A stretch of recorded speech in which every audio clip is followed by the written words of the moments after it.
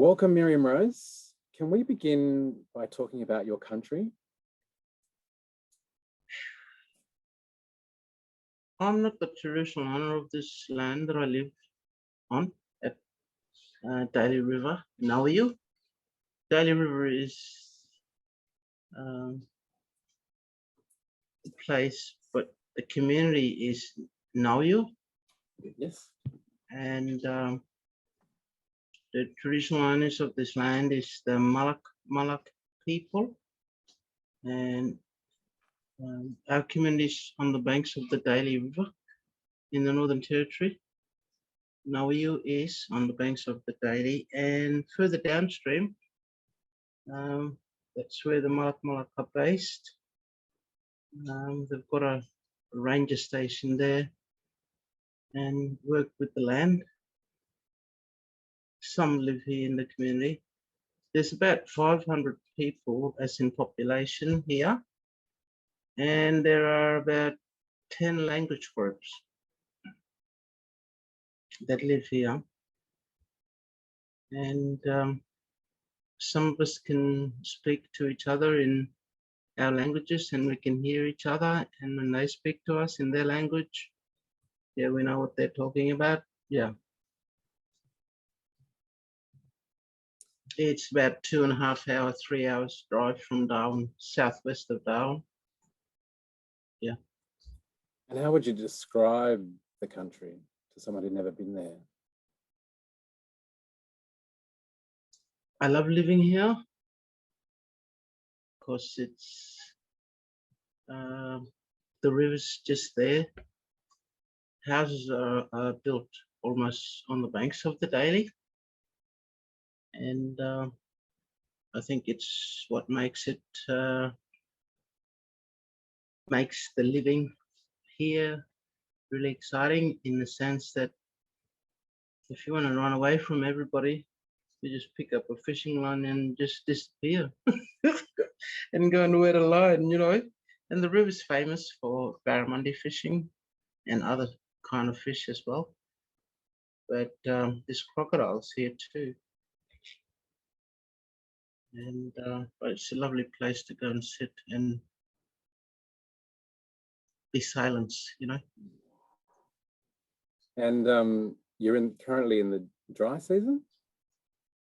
Yes, the wet's gone now, and we got a bit scared when the rains came, and we were in lockdown because the water was rising, and we had the police, emergency service, Red Cross live here in the community with us, and a lot of the times if we're in that situation, we get evacuated and go to Darwin and stay at the showgrounds. And I kept saying, no, we don't want to go, because it was just leftover water. There wasn't any extra water in the catchment upstream. Catherine Township on the Stewart Highway. It's the same river that comes through that township to here, but in between Catherine and here, a lot of the creeks run into the river, and there's that water that was still coming down and wasn't scary enough for us to be evacuated. You know what I mean? Yeah. So that was good. Does that happen often, that you're evacuated to Darwin in those kind of emergencies? For some strange reason, it's happening one too many times. And I don't know whether, you know, people down south are always growling about the climate change and all that sort of thing. It might have something to do with that. But before, when I was a kid, we didn't have as many material stuff that we have now, like machineries and things and cars, houses. Our houses are built to be able to have water through it and all that. It's all brick and tiles and so on. When I was a kid, it was just tin shed, ground floor, that sort of thing, you know, and a couple of clothes, and if we were if there was a flood, we just jump in a canoe and go to the hills and build a humpy and stay there, you know. Now, yeah, we've got all sorts of things that we've got to move, like cars and trucks and that, onto high ground.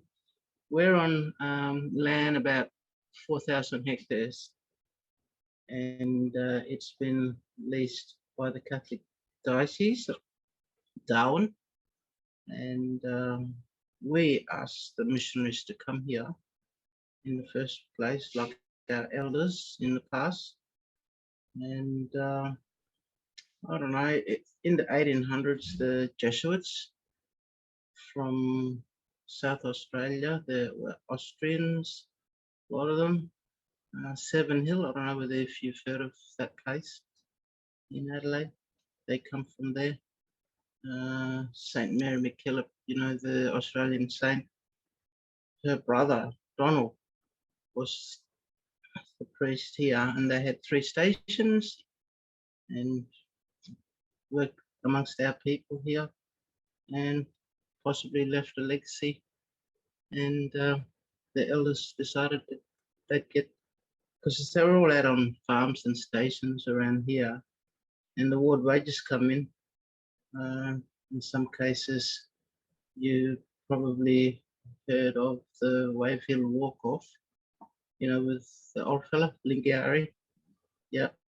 And they walked off for some of that reason, but they couldn't afford to keep our mob on the stations around here. So they asked the church to come back and live amongst us and work and help our elders and kids. Yeah, and it just grew from that. So and they've given us the responsibility of looking after the place and the people, the community. Yeah, a lot of our people are now trained as in health workers and teachers, which is good, and they work with our kids in the school. A lot of our elders are gone, so we're the next lot of elders coming up. So we live and work with the children here. We carry on with what elders used to do in passing on our knowledge. And that's part of our curriculum here at this Catholic school, St. Francis Xavier. So that's good, because it's very easy, you know, like when I was a kid, there was nothing there to influence me. I never had money, no fast cars, no TVs, no mobile phone. It was just our being in the presence of our elders, you know, which is good when I think back to it. I'm very happy that I have grown up and was born in that era, so that I can fully be aware and understand and take on what was important in that time for our people, so that when I got to this age, well, you have to win that category that we're in now as elders and accepted. And so I think I am have been accepted, and what makes it more exciting is that, you know, you've got the Western way of educating and being trained as a teacher to be able to help me to do more work, you know, in Bollinger or Gadia's way. When you reach my age, you start thinking about retiring, but our way, when we reach this age, it means more work for us. That's when our education in the cultural sense happens, which is good. And I'm happy to do that. And I'm still able-bodied and everything, even though I've got a bodgy knee. You've probably seen me when I got the award in Canberra. I was holding along, and I got Scott Morrison to come here and lift me up onto this stage. Yeah. Make yourself useful. Yes, make yourself useful instead I need of a hand. Yeah, and he come and gave me a hand, which was Oh, that's lovely. good. And all the countrymen would say, "Hey, you and me, that boss help you up the stairs." Yeah, so what? Now, Miriam, did you grow up with a sense of what it is to listen deeply? Did you have a teacher? I had no choice. No. Well, it was in that area that I was telling you about. There was nothing there to influence me or take my presence away from our elders and my family. I was around them all the time before the missionaries come in, which was good. And I suppose, in the studies they've done, the education professionals say that when you're very young, that's when all the learning happens. And yeah, I guess that's what happened. And I feel sorry for our young people today because of we're in the modern Australia now, and I'm not complaining, but I'm saying multiculturalism and technology and um, alcohol, drug, and all that sort of thing is coming into play in our lifestyle, and suicides have played a bit part in the lifestyle of our young people as well. And that's when I started to set up the Miriam Rose Foundation to help our young ones and walk with them and let them know that we're here for them if need, and we're in their presence at all time to make them feel that they belong. And I've got like 4 pillars: education, art, culture, and opportunities. So we support them in that field, in those fields that I'm mentioning now. And yeah, I took it upon myself when we lost 7 people in '07, when the intervention come in to the territory. We lost 7 people, and I didn't. Oh, it was sad, but it didn't really hit me as much. But the last person that went and took his life, it was my sister's kid. He was 22, and that really hit me hard. And I said, I've got to do something about it. So we sat down with all the people that have lost loved one and said, hey, this is our problem. We've got to try and fix it and support the kids and walk with them. And nothing's happened from that time up to now. And the health department come in at that time and said, we're here to help you. And I said, yes, you can walk with us, but this is our problem and we want to shift through this and work it out and try and fix it, and we did.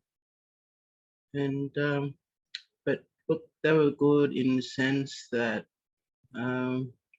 they helped us what to look for in our young people before it actually happens. So we're listening to them more and letting them know that they belong. And belonging is really important. Everybody around Australia say they're Australian. I'm talking about Islanders and Gadies and us too. You're Aboriginal, aren't you? Yes, I was told this morning. And he was scared of talking to me. And I said, I'm just as scared as him. I am for him as well. But anyway, we call ourselves Australian, first Australians, and Balinese call themselves Australians as well. So we've got to start thinking like, I personally think that I don't own the land. Sure, I've got a land, ancestral land, but it's communal. You know what I mean? It's got to be shared. I don't own any specific piece of land, and I belong into it. So if you call yourself an Australian, you belong to it, and Islanders too. And We've got to start thinking that way because of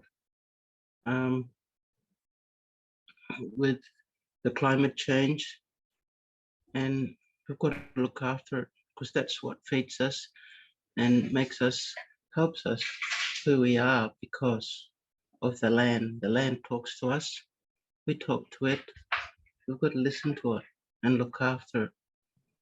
Dadiri, you said what it means. An anthropologist, late William Stanner, Dr. Stanner, he wrote in some of his writing, he spent a lot of time living and working amongst my people here in the Daly River region. In one of his writings, he's got a paragraph to say that Dadiri, out of all the religion in the world, our spirituality is based on nature. When I talk, I get asked to speak at conferences all around Australia or on Zoom, questions are asked. And one of the questions that's still in my head from that time, I was talking at the Catholic University in Sydney, and at Q&A time, someone piped up and said, how did your people accept God? And I said, nature helped us. We see God in nature, you know what I mean? Yeah. And Dadiri, I mean, a lot of people pronounce it dadirri, but I realize I've been pronouncing it the wrong way. Dadiri. Dadirri. Dadiri. Yeah, Dadiri. You can roll the R's at the end. Dadiri. Yeah, you said with that song, do diddy diddy dum diddy do. That sound. Yeah. The thrill. Yeah. And it's a world view. It's like everything. It's an approach to life. It is. It's what makes us. It's part of us. It's not just my thing. It's your thing too. And it's for the bounders around the world, Australia. I've gifted Dadiri to them in saying, hey, there has to be an awakening, of your spirit, of your being. Ask yourself questions like, who am I? Where am I going? What am I doing? Where do I belong? Where did I come from, sort of thing. And some people say to me, you shouldn't ask those questions or tell the people, because I have visitors here or people on tour based on Dadiri, but because of COVID, we've got them on hold. Don't you come rushing up here with your mob. You must smother me. Yeah, anyway, when I ask those questions, some people say, you shouldn't ask them sort of questions because it's too personal. And I say, hey, it's the first time they probably have had someone ask them those questions. It's for the awakening of their being, their spirit, their spring within them that keeps it. You know how people talk about love from the heart, Balanda. We talk about love from the pit of our stomach. That's where all the feelings come from. That's where you were connected, your navel, you were connected to your mum before you come out into the world. And that's where all the feelings happen. Happy ones, sad ones, exciting ones. And when you come to Nauiyu, I'll take you to the river and you give me all your valuables and I'll hold on to them and you swim from one bank to the other. If you don't come back, I keep that marker and your wallet. That's what I tell them, and they really take my word for Bible. And then I laugh at them because I see their face change, their body language, that sort of thing, I said, hey, come on, settle down. Go and stand over there, ankle deep in the water, and I'll kick all the crocodiles aside. Then I'll put water on the crown of their head for knowledge and wisdom and splash them on the navel. that's where you were connected to your mum before you come out into the world. And it's for an awakening of your baby spirit within you. The baby spirit is innocent, you know? And if you get an awakening of who you are, and it's also for safe passage through the land. And the droplets fall off you into the river, and the current takes your presence through the land. The Daly runs out into the ocean. So your presence is scattered everywhere, and ancestors are being acknowledged of your presence. You become part of the land and the people. You know what I mean? Absolutely. And, and that the belly button, the navel, is like the river of life, isn't it? It connects us not just to our mother, but to her mother and her mother. And yes, your ancestors. And water washes away all the bad things as well. It's cleansing, and water is life-giving as well.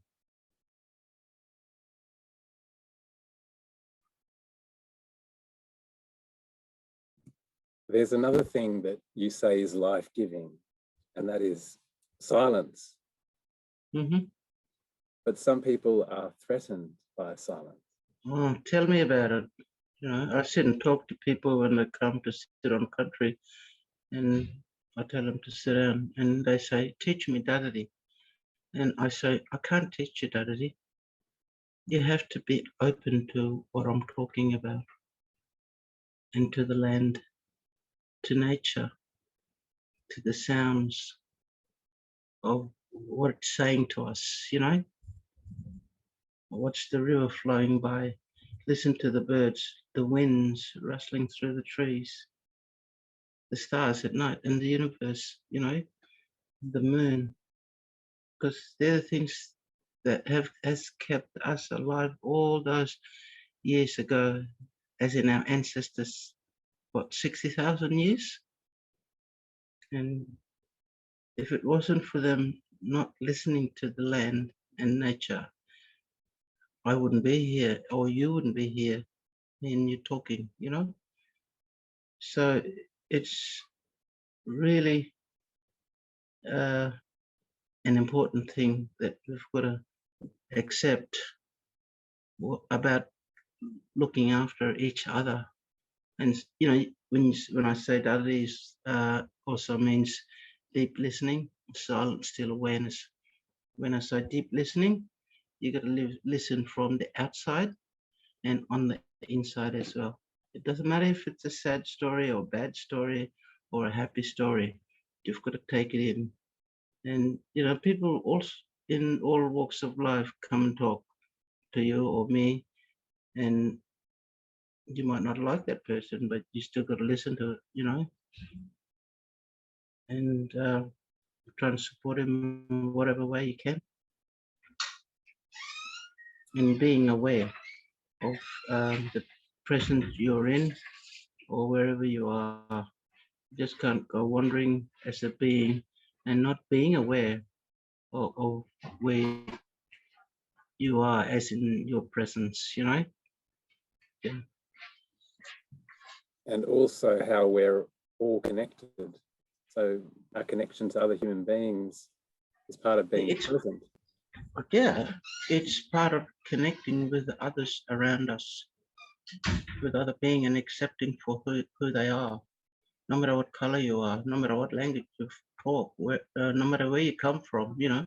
Like I was saying, we've got multiculturalism now in Australia, so we've got to accept everybody. And that whole thing about listening, deep listening, fascinates me because I work with sound. But out on your country and even here in Sydney, there's sound everywhere. And you can sometimes hear the sound of the country here in Sydney. So country is also a great teacher. It is. And, you know, I've been to Sydney many times, and the beach, creeks, the mountains, Blue Mountain. It's fascinating. And it's also healing for you as an individual, because look, we've got layers and layers of things over us with our own family. My people here, I've got people like you humbugging me. And yeah, I've got people all around Australia. I want to talk to you on Zoom. I want to talk to you on the phone, that sort of thing, you know. And so, you know, you got to have the, like with work, you got to have the papers in yesterday, that sort of thing. You're running late, and Polliners have this saying when they're rushing off to work, stop and smell a rose, you know. I mean, at least they're doing something to calm themselves. But yeah, it's more than that. You know what I mean? And when I teach children here, we send them off to boarding school, and I say to myself, they're gone now. They're going to have all the bundlers talking to them 100 miles an hour, 24/7 almost, homework and all that, getting up early, running off to school, that sort of thing, you know. And I wonder if they were listening to us, elders, you know. And then next minute I get a phone call, and it could be my sister's Nana's. I'm Nana too. Nana, we're going to go and into the city. We're not allowed to take any GPS or computers or phone to let us know where these special important buildings that we've got to find in the city. We just got to go and find them, you know. And I said, okay, good luck. And then they go off with their class. And then they ring me up later and say, no, all these people here, they've been born here in the city, and they should send me all them places. You know, they're going, yeah, they should. And so what's wrong? Guess who found all these buildings? Me and sister, not that mob. Good on you. I'm saying you teach that mob there. But it's the landmark, you know. They don't have to have signs. They don't have to have, they're listening and watching and being aware of where they are, in the city even. That's amazing for me to know that our young ones have this gift of awareness, the listening, you know, yeah, being still, yeah. Yes, being still. Just on that kind of the noise of our lives, you know, all the things Yes. we're being asked to do. How do you calm that noise? I just told you before, I just get a fishing line in and just run away into the bush. We've got the river just behind me here. Yeah. Some quiet place and sit or go to the billabong and watch the water lilies swaying in the wind, you know, in front of you, sit by the bank. Yeah, and listen to the sounds of the bush. It's healing, and then people do that all the time in the sense of if you lose a loved one, they say, take us that bush, you know, and when you sit down there first for a little while, there's too many memories here, you know, because I lost my dad or my mom or my brother or my son, that sort of thing. And they do it as often as they can. And that's what happened when those kids went, you know, the one that took their lives earlier on. And we'd take them out to the river and sit and let them just be, you know, chuck a line in, catch a bream, barramundi or a turtle, and have a cook up, make some damper, big billy of tea on the fire, that sort of thing, you know, and sit and talk. Are you all right? You know, you feel good? And do it as often. So, you know, with connecting with people you were talking about earlier on to make them feel they belong. All the kids that I teach here in this class, there's about 70 or 80 of them, and every one of them, I ask before I start a lesson, I say, what do you call me? Nana. What do you call me? Mommy. What do you call me? Auntie. All of those kids have a relationship with us elders or anybody in the community. What do you call that man that's walking down the street? Oh, that's my uncle, you know, that sort of thing. They don't say, oh, that's Billy or that's Jimmy or whatever, you know? Yeah. And the connection, it's to do with making kids, we hold our kids spiritually to make them feel, and we've got to keep, like, you know, cockatoo repeating yourself. Not cockatoo, but, you know, you got to keep repeating yourself to instill in them in what their beliefs and values are, in who they are, so that when they grow, it'll be easier for them to face the challenges that's being thrown at them now. You know what I mean? Yeah. And that belonging, you know, when a child belongs, Yep. they're good. They can confront life and the pressures in life. A lot of people don't have a sense of belonging.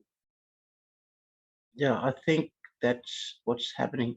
Look, I'm not saying that the kids, you know, bail up and won't go back to boarding school, wherever throughout the various states that we send them to, but they've still got that strong connection with family and community. You know what I mean? Yeah, and the people around them.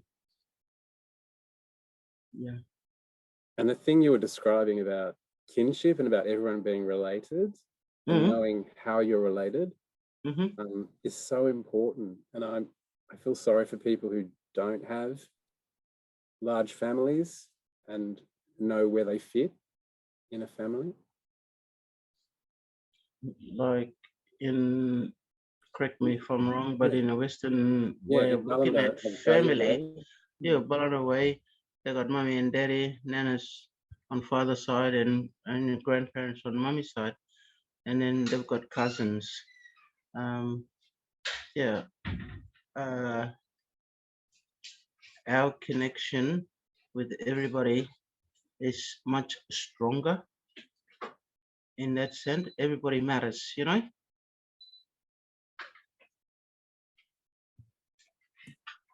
If someone came to you, and I'm sure they do, Miriam Rose, and ask you to teach Dadiri, how would you kind of, just as an introduction, how would you walk someone through that kind of still awareness that you talk about?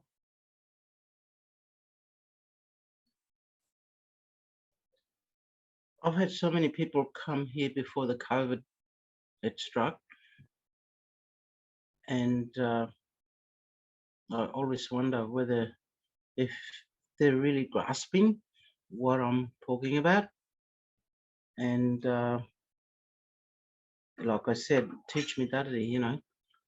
I say I can't, I can just talk to you about it, take you to places where you can find some peace and stillness and that awareness and listening to the sounds of nature, you know. And that's all I could do, I can do. Sometimes when you're sitting in front of a group of people or 20 or whatever, I'm forever like, you're good. I had to get used to talking to people on Zoom, even now, you know. This is the first time I've been full on with speaking to people, and they say, you know, you might just see one person talking to you, but behind all that mob, or behind that person that's interviewing you, there's about 20 or 100 or 200 or whatever people sitting there in the audience listening to you, you know. It's not the same as when if people are sitting right in front of you, in your face. And that's where that connection come in to play. Watch their body language, their spirit, I'm not a healer, but you can feel, you know, if we have new teachers come in every so often, our people take a really long time before they get to know that person properly. There's got to be trust, the feeling, the way they talk to you, all that sort of thing. You've got to take into consideration about who that individual is, as in their spirits. You know, are they serious about being here? They left their comfort zones. in Sydney or Melbourne or Adelaide, and they come here, we're just in the bush. You know, they're not sleeping in the long grass. They've got a house and all that sort of thing. But yeah, and they're going through that learning of living and working here and in amongst our mob here. And we work as mentors with them to fast forward their learning towards us and us towards them. So, you know, when they leave, we both benefited from each other, all of us and them as well. But, you know, when I do cultural education, take kids out on country and talk about what's on the land, where you can find bush tucker and all that sort of thing, the name places, where old people are buried from in the past before the missionaries came, and so that's where your great grandma's buried or something, you know, so that kids understand the land as well. And that's a teaching to the teachers here as well, or any non-Indigenous person that's working, as in the service providers here in the community, you know. And with what you were saying before, how do I teach people very deeply about Dadiri? I can only talk and take them to places. We go and camp with them out in the bush. And hopefully, you know, that helps for them to understand what it is that we're talking to them about. And I say, look, you come here for the first time and met us. Not everybody's going to go to your city. Why not bring the city here so our kids can meet them, you know, our people, our elders can meet you. But I say, this is not just the first and the last time. This is for the long haul.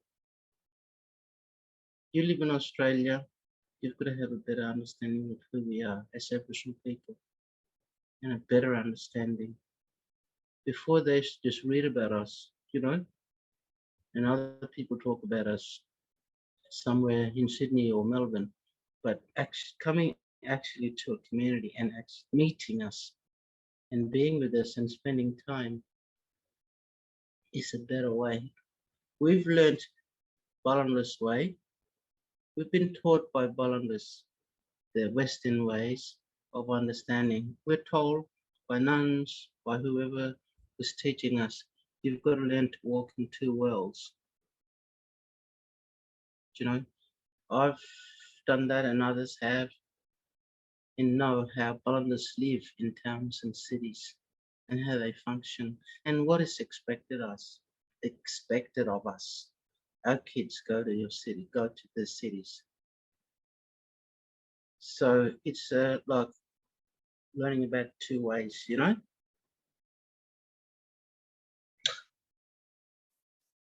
You've talked about overthinking and how just because you are listening deeply doesn't mean you have to create kind of more trauma in your mind. You can still be kind of calm. So don't think too much with that space. I talk to people about being silent, sitting still and just listen for 5-10 minutes, or go and sit away from everybody and listen to the sound, listen to the land, listen to the river, the birds, the wind, you know, and then come back and sit and they talk about their experience of what it was that has been going through their mind, you know, when they've had that time out. And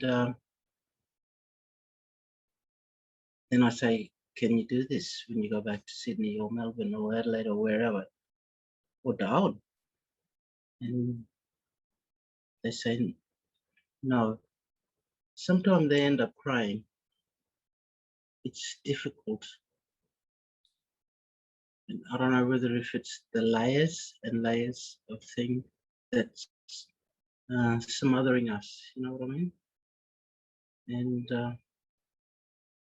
when I go to Sydney or Melbourne, I've got layers and layers of clothes because it's cold. You know, if I go there winter time, and I'm saying, oh my God, you know, it's only for a little while. I might as well get used to it, but it helps me not to get cold, you know.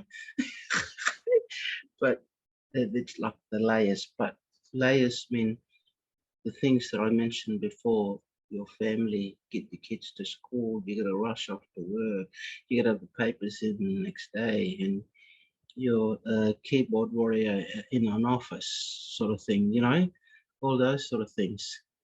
And then when you have to come home, make sure the kids are, you know, come back safely from school or whatever, and then you got to prepare for dinner and feed your family, and you got to do the washing, whatever, clean the house.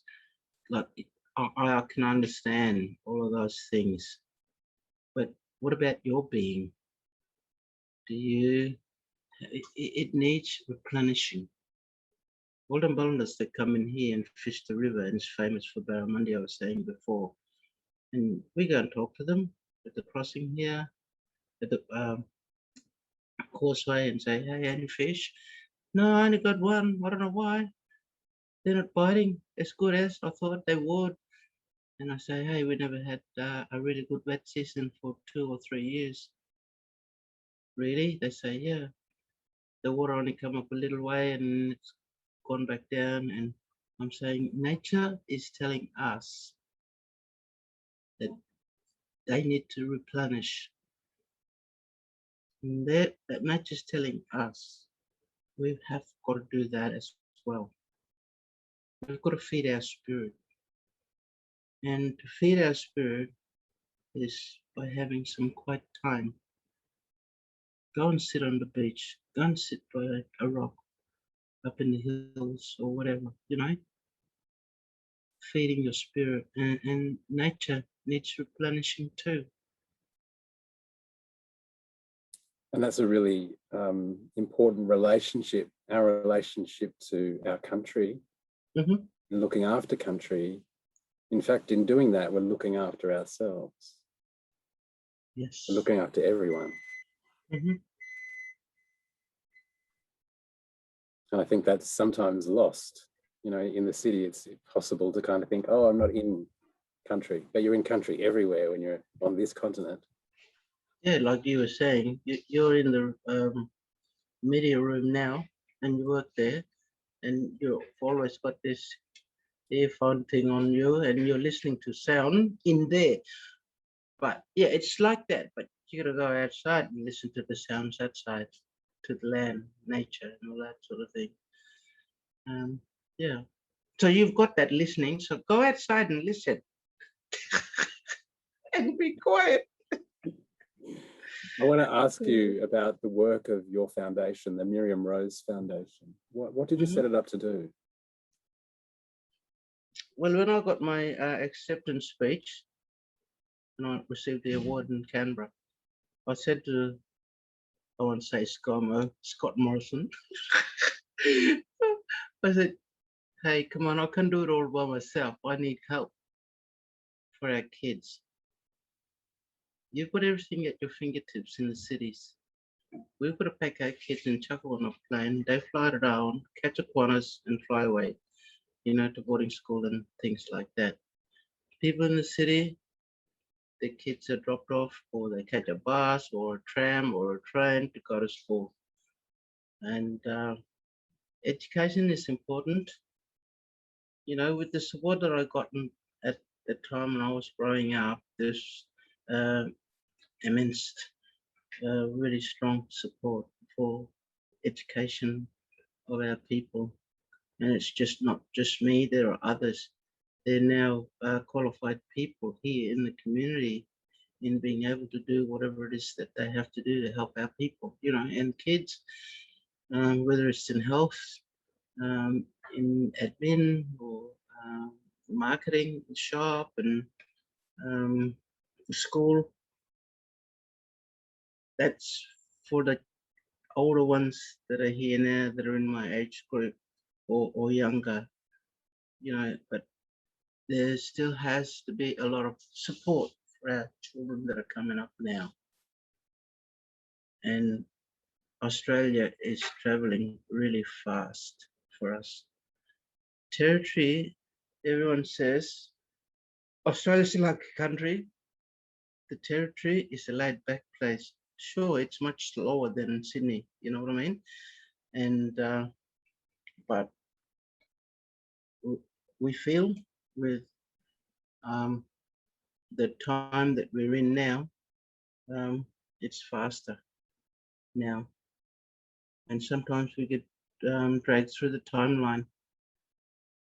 We need to slow down, you know, and there has to be support for our kids in funds, education, health, housing, that sort of thing, you know. When we were in lockdown a while back, all the communities in the remote areas were in lockdown. People couldn't come in, people couldn't go out unless you had special papers, you know, if you wanted to go into town to get taka and things like that, or even go to hospital for appointments and that. But I'm saying I started to realize then, it didn't hit me. If someone got sick in a house, 2-bedroom house, 1-bedroom house, 3-bedroom house, there's 2 or 3 generations in that house, you know what I mean? Because there's not enough houses in communities. And we talk about truancy and all that sort of thing for our kids. Poor thing, I feel sorry for them. But we walk with them now and say, come to school, hop in the car, we'll take you. We can sit with you in there. But if somebody got sick in that house, all of those people in that house, from baby right up to old people, they would have been infected. You know what I mean? So all I'm saying is there's still funding needed. Here with the various 3 or 4 associations in the community, and also the Miriam Rose Foundation. I hate asking for money, you know what I mean? I get embarrassed. You can't see me turning red. we turn purple, us mob. But yeah, no, seriously, we need support from the outside world to make things better for us. Even more. Yeah, and so obviously you were in Canberra. Did you go to Canberra to receive the Senior Australian Educator Award? Yes. And that's when you hit him up for some cash. I said, you gotta help me. I can't do it by myself. Mm. Just do the Prime Minister. And the Miriam Rose Foundation is a charitable foundation. It does a lot of things, a lot of work. Yeah, it does. Hopefully we support the kids that go out of boarding school, support them here in the schools. We've got 2 schools, 1 government school down the road, and then we've got the Catholic school here, and do our best with whatever we've got, make do with to support them. Well, we've got elders coming into the classrooms and being there with the grandchildren, their family members, and making children feel good about being in the classroom by having a family member there. All the teachers have got assistant teachers, they've got mentors. We act as mentors. We support our Aboriginal teachers, our Aboriginal assistant teachers as well, us elders, making them feel that we're there behind them and have a presence in the school. We've got a room in the school here for the elders. If a kid, chucks a tantrum in the classroom, we can go and get them and sit outside, and we don't actually talk about what the problem was in the classroom that they might have had with another child or the teacher. We talk about it and say, look, what's that thing they're pulling on the ground, to settle them, like an ant, or listen to a bird, or the sounds, and calm them down, get a cup of water, give it to them. And then when they settle, we say to them, we're going to go back into the room in the elders' room and we can finish off your work that you didn't do back there. We don't actually talk about what the issues were at in the classroom, you know, because that'll upset them more, sort of thing. It's also, you know, sometimes I think when you go to school, I know as a little black fella, when I was 5, I didn't understand why I didn't belong in that classroom. When my mother left, I felt like that was you know, they talk about the psychological shocks, the traumas you experience. Scary, yeah. They're frightening for someone who was raised in a very big extended family. And when a child is first enrolled into the preschool, the mothers sit with them in the classroom just to make the child feel it's okay, it's safe. I feel safe because my mum's here or my nana's here, you know, that sort of thing. And we've also got a crash next to the school. So, yeah, they have interaction, connection with family as much as they do to make a child. I started up the crash here because it was really hard for when a kid reached preschool age. You'd see a mother dragging the kid to school, you know, to the preschool. And I said, no, this is not right, you know, because you're scaring that kid. And if I put a crash next to the school, instead of saying crash, you little tiny one, you gotta go baby school now. And they like that word, baby school. Yeah. Make them feel good, but their families go with them. Yeah. And education is still key. It's still really, really important. Blackfella way, when it comes to educating our kids, it's an all-around thing. Everyone is involved in educating those children, in instilling in them in who they are. You know what I mean? Yeah. Whereas in Whitefella way, it's just that teacher and the assistant teacher. That's all. You know, and I suppose in a way, turning the wheel around, we have sessions with the assistant teachers. I'm on the leadership team here with the principal and a couple of other non-Indigenous teachers.